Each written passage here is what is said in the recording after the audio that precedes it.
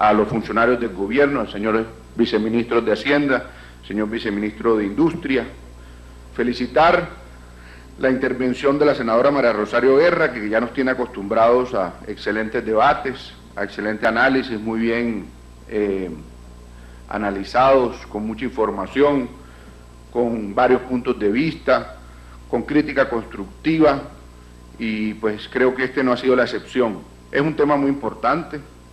Yo creo que el país debe analizar lo sucedido, aunque ya no parezca tan coyuntural, sigue siendo muy importante.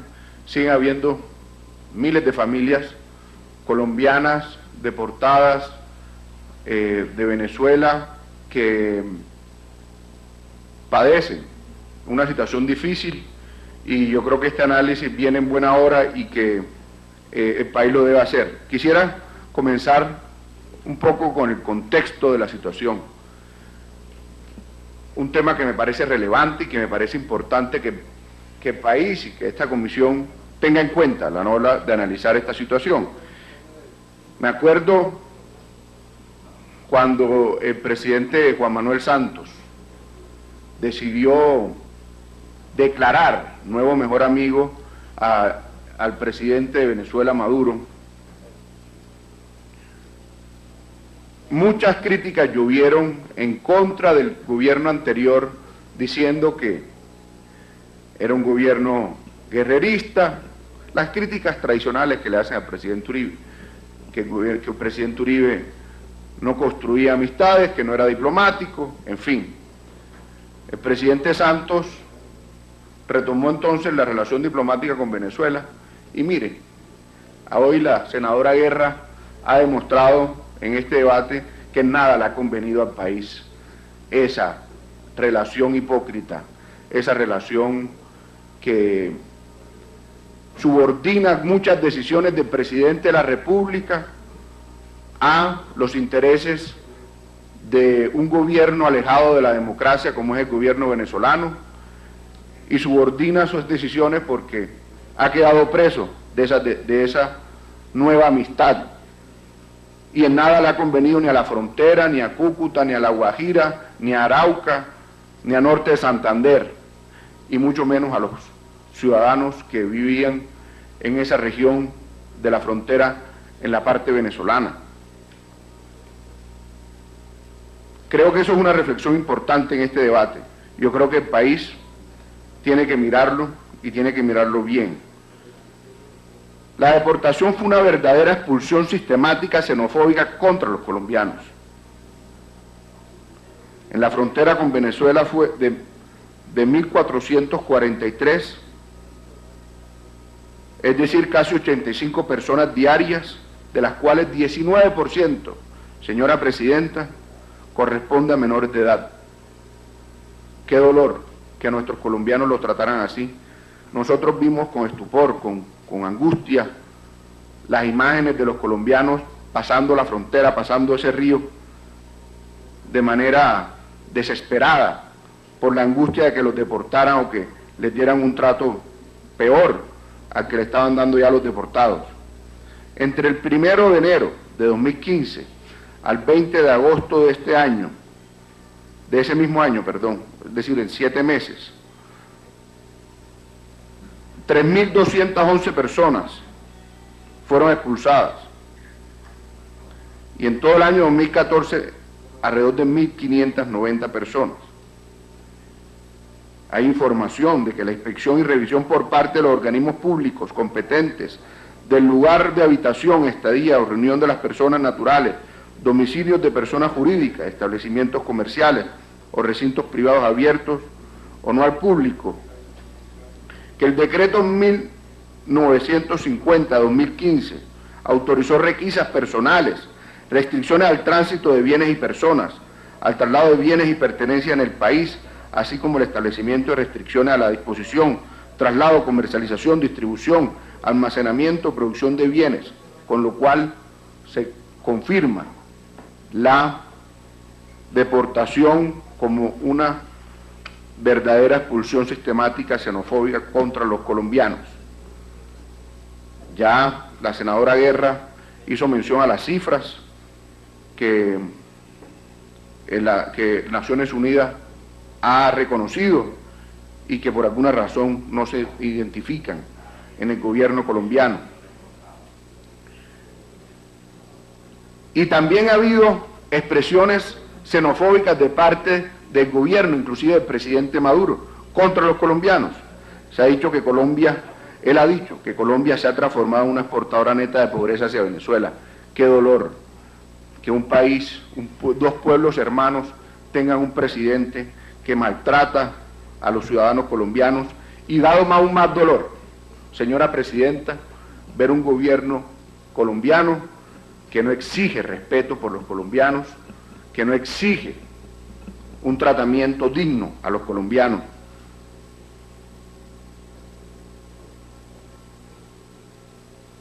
Según indica la CIDH, el comisionado Felipe González, relator sobre los derechos de migración de migrantes de la CIDH, manifestó la información, abro comillas, la información de la que disponemos indica que estas deportaciones se estarían realizando de forma arbitraria, sin que se respetasen garantías del debido proceso migratorio, el principio de la unidad familiar, el interés superior del niño, el derecho a la integridad personal. A estas personas se les está violando múltiples derechos humanos y que están siendo expulsados de forma colectiva, algo que es completamente contrario al derecho internacional. Cierro comillas.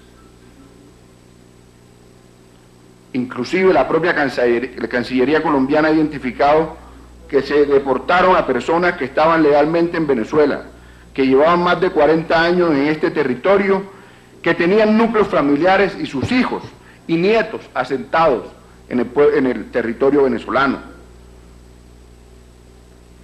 Pero paradójicamente, excúsenme que yo haga esta contextualización, me parece importante, porque estos son hechos del año pasado, y Colombia, que vive en tanta turbulencia y una noticia tras otra, creo que a veces se les olvida a los colombianos cómo fueron los hechos. Entonces me parece importante esta contextualización. Pero es paradójico que mientras se expulsan a los colombianos más decentes, a colombianos humildes, a colombianos sencillos en busca de trabajo, en busca de oportunidades en Venezuela, ese mismo gobierno ha sido un gobierno que ha albergado terroristas, que utiliza narcotráfico. Señora Presidente, el presidente de Venezuela tiene sobrinos vinculados al narcotráfico. Mientras tanto, expulsa a los colombianos llamándolos paramilitares. Según informes de inteligencia colombianos que se conocieron en 2010, se estimaba que en ese año había 1.500 guerrilleros de la FARC que mantenían presencia activa en 28 campamentos ubicados en estados fronterizos, en los estados de Apure y Zulia. Y mire este dolor. El presidente Santos, que ya no tiene acostumbrado mentiras, tan mentiras, en el año 2011, en una de esas mentiras, afirmó que Venezuela estaba libre de campamentos de la FARC. Sin embargo, una serie de ataques a lo largo de la frontera en el año 2012, incluyendo en el que miembros del Frente 59 de la FARC aparentemente cruzaron desde el lado de Venezuela para atacar a las fuerzas de seguridad colombianas y luego volvieron a su base operaciones en Venezuela que sugirieron todo lo contrario a lo que dijo el presidente Santos en el 2011. Hace pocos días nos llegó a algunos compañeros del Centro Democrático información de sectores cercanos a la oposición venezolana de presencia de grupos guerrilleros, tanto de la FARC como del ELN, instalándose en Venezuela para evitar desmovilizarse y después seguir atentando contra los colombianos. Entonces, miren, ese ha sido el contexto de las nuevas relaciones de amistad, que debo recordarles, porque ahora voy a hacer mención de eso, ya entrando entre los temas más económicos, que el discurso del presidente Santos para retomar las relaciones diplomáticas con Venezuela fue que Venezuela iba a pagar una deuda a los industriales colombianos. Ya veremos cómo están esas deudas más adelante en este informe que yo traigo en la actualidad. Entonces el gobierno, viendo la que cerraron la frontera y que deportaron a los colombianos, tomó unas medidas, que fueron unas medidas, como bien lo señaló la senadora Guerra, de enfoque coyuntural, ninguno de enfoque estructural, ninguno resuelve los problemas eternos de Cúcuta, de la frontera, de Maicao, de La Guajira, de norte de Santander, de Arauca, que en muchos casos dependen en gran medida de Venezuela. ¿Por qué no se aprovechó la coyuntura, la crisis, para mejorar las condiciones de vida de los colombianos que viven en la frontera? Y entonces se expidió el decreto 1770 y después una serie de decretos en los que no me voy a detener en la exposición de ellos porque ya lo hizo la senadora Guerra. Pero sí quiero decir varias cosas. Por ejemplo, se exonera el IVA. Sin embargo, esa exoneración del IVA ya venció, no la han aplazado, no la han mantenido vigente, la dejaron vencer. Sin embargo, entre enero y febrero de este año, la inflación de Cúcuta fue de 2,7%. Eso es peor que el IVA. Eso es un impuesto muy grande para el consumo de los colombianos en Cúcuta, en la frontera. Es la inflación más alta de Colombia, cifras del DANE. Yo pregunto, ¿por qué se limitó solo esa medida a 3 meses? ¿Cuál es el impacto fiscal de esa medida? También me gustaría conocerlo. En materia de vivienda, se dijo que la distribución de recursos estará destinada a atender a través de la asignación de subsidios familiares de la vivienda en dinero o en especie a los colombianos, solamente por 12 meses. No tenemos cifras claras sobre la aplicación de esa política, a cuántos damnificados se les ha asignado subsidios de vivienda. Las cajas de compensación familiar han logrado atender a estos ciudadanos. ¿Por qué una solución de solo 12 meses? Incentivos a la actividad económica, bienvenidos. Pero preocupa que esta medida no se establezca una ayuda técnica y jurídica para la creación de empresas de parte de los damnificados. Yo entiendo la medida, señor viceministro, esta medida es como una medida para atraer inversión a la región fronteriza, y eso lo aplaudo, me parece importante, de manera que pueda generar empleo, pero se le olvidó al gobierno buscar también que los colombianos damnificados, deportados ilegalmente por el gobierno venezolano, pudieran también asumir su propio destino creando un emprendimiento, y no hay digamos una solución que plantee un acompañamiento técnico para que se puedan dar esos emprendimientos. Sin embargo, miren las cifras. Cúcuta ocupa el puesto 20 entre 23 ciudades de Colombia en el ranking de Doing Business. Recursos para promover la empleabilidad y condiciones de vida. Ahí están los recursos de FOSEC. Sin embargo, la tasa de desempleo en el trimestre móvil de 2016 en esa región del país es de 17,5%, la segunda tasa de desempleo más alta de Colombia después de la de Quibdó, Chocó. Entonces, tampoco vemos que esa medida haya tenido impacto, haya generado resultados en tratar de resolver la realidad de los colombianos damnificados. Reunificación familiar, nos parece que fue una medida acertada, también tenemos que decirlo. Autorización de transporte ferroviario de carbón 24 horas, ya lo señalaba la senadora Guerra, que ahí hay unas medidas que uno no las entiende muy bien, que no tienen sentido económico, que no tienen sentido en la realidad del transporte, porque realmente pretender que el Quimbo vaya a generar la navegabilidad del río Magdalena es el absurdo más grande que uno pueda escuchar. Entonces, se encuentra uno, en términos generales, que no hay una respuesta del gobierno para los menores de edad. Por ejemplo, que el 19% de los deportados fueron menores de edad. ¿Qué medidas hubo para resolver también la situación de esos menores de edad? No hay inversiones enfocadas ni en los jóvenes ni en el emprendimiento. Y entonces, ¿qué pasa con la pobreza y la desigualdad en esa región? Ya lo señalaba la senadora Guerra, pero déjenme hacer énfasis en algunas cifras que me parecen importantes. Por ejemplo, la pobreza extrema se encontraba estática entre 2012 y 2014. es decir, antes del problema, pero ya cuando se habían mejorado las relaciones diplomáticas con Venezuela, el país de todas formas no había sido capaz de resolver los problemas de nuestros hermanos en la frontera. Pero en el 2015 se incrementó 1.2 puntos porcentuales hasta llegar a 6,9, un retroceso de casi 5 años. Respecto a la pobreza general, no a la pobreza extrema, entre 2010 y 2014, Cúcuta logró reducir en 6.1 puntos porcentuales, Norte de Santander en 3.2, mientras Colombia lo logró en 8.7. Es decir, esta región muestra un rezago comparado con el resto del país. La frontera, con el nuevo mejor amigo, al parecer no trajo la dinámica económica que se esperaba. Y en el empleo ya lo dijimos, en 2010 la tasa era del 14%, ahora es del 17,5%, la segunda después del Quibdó. El abandono del gobierno del sector trabajador en esa zona del país es evidente.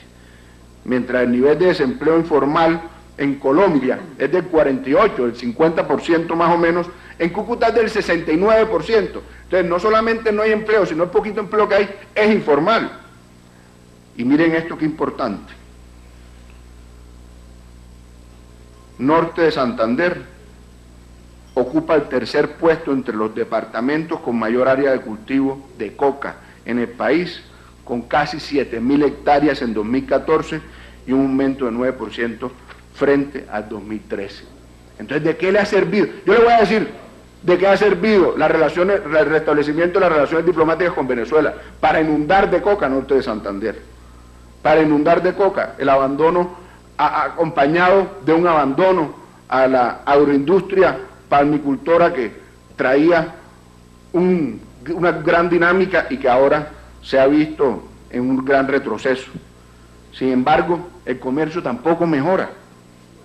Por ejemplo, el comercio de animales y productos similares cayó en 71%, en alimentos, bebidas y tabaco se redujo en 57%, en materias plásticas cayó en 48%. Ya voy a terminar, ya casi voy a terminar, señora presidenta. Entre 2014 y 2015 las exportaciones de Colombia a Venezuela cayeron en 39,4% y las importaciones de Venezuela con Colombia cayeron en 48%. Venezuela incumplió los acuerdos internacionales y no suministró gas a Colombia a partir de enero de 2016 como estaba previsto y nos mantiene a nosotros haciendo razonamientos programados. La deuda, y esto es lo que quería resaltar, la deuda a primer semestre, señor viceministro, la deuda a primer semestre de 2015 de los industriales venezolanos a privados colombianos es de 420 millones de dólares, es decir, ni siquiera nos pagaron la deuda, es decir, el engaño más grande de la diplomacia colombiana. Las pérdidas son multimillonarias, pero no me quiero detener en eso para no alargarme en el uso de la palabra. Entonces, Colombia ha tenido, con esto cierto, Colombia ha tenido una relación de amistosa con Venezuela a lo largo de los años. Han emigrado hacia Venezuela alrededor de 800.000 colombianos y hemos recibido de Venezuela alrededor de 50.000 venezolanos. Nosotros nos sentimos hermanos de los venezolanos, somos dos pueblos hermanos. Lamentablemente, el gobierno de Venezuela, que se ha alejado de todo nivel de democracia, no ha permitido que esas relaciones hoy se mantengan estrechas. No es la posición diplomática o no diplomática de Colombia hacia Venezuela la que va a mejorar esa realidad, es la realidad democrática en Venezuela. Sin embargo, la subordinación del gobierno colombiano al gobierno de Venezuela por múltiples factores ha generado que terminemos sometidos a las decisiones de esa dictadura. Si eso no se corrige pronto, nuestros hermanos en la frontera, senador Cristo, quedarán olvidados por siempre. Muchas gracias. Gracias, senador Araujo. Quiero saludar igualmente al ministro.